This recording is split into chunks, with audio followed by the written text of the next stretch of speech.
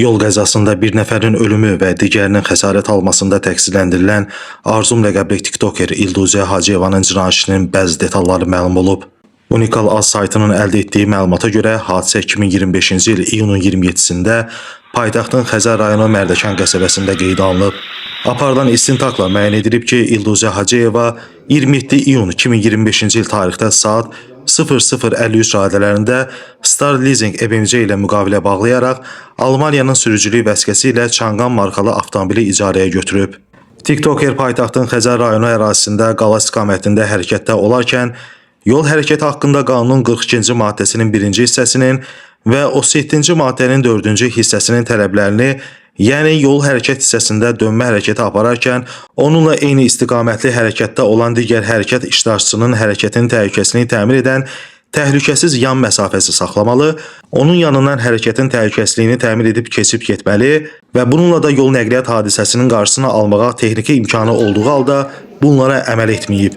O dayanmadan keçmək qadağandır, üstünlük yol nişanının tələblərinə əməl etməyərək sola manevr edib dönmək üçün əks istiqamətli hərəkət zolağına çıxıb.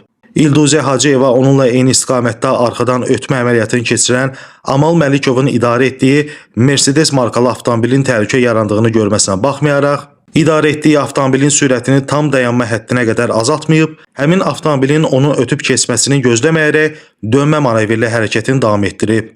O yolun əks hərəkət zolağında hərəkətini davam etdirib və onu ötüb keçmək istəyən Amal Məlikovun idarə etdiyi avtomobilin arxa təkərini sürtməklə vuraraq toqquşub. Bununla da Amal Məlikov idarəetməni itirərək yolun kənarındakı beton maneəyə çırpılıb. Nəticədə həmin avtomobildə olan sərnişin Sənubər Muradova ağır bədən xəsarətləri alıb. Avtomobilin sürücüsü Amal Məlikov isə hadisə yerindəcə dünyasını dəyişib. Bundan başqa Hacıyeva İlduzə Elmar qızı yol nəqliyyat hadisəsi törətməsi, özünün şəxsiyyəti barədə Azərbaycan Respublikasının hüquq mühafizə orqanlarına xəbər vermədən, həmin orqanların əməkdaşlarının gəlməsini gözləmədən və zərərçəkmiş şəxsləri təhlükədə qoyub yardım göstərmədən idarə etdiyi Çanqan markalı avtomobilində yol nəqliyyat hadisəsi yerindən qaçıb. İş üzrə təqsirləndirilən şəxs qismində dindirilən İlduzə Hacıyeva Cinayət Məcəlləsinin 263.2 və 264-cü maddələri ilə elan edilən ittiham üzrə özünü təqsir edib bilməyib.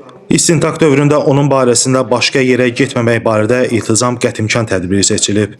Arzum ləqəbli tiktokerə qarşı Cinayət Məcəlləsinin 263.2, yəni yol hərəkət və ya nəqliyyat vasitəsinin istismarı qaydalarının pozulması ölümlə nəticələndikdə və 264-cü, yəni yol nəqliyyat hadisəsi yerindən qaçma maddələrlə ittiham sürülüb. Orxan Rasifoğlu, Məhkəmə Xəbərləri.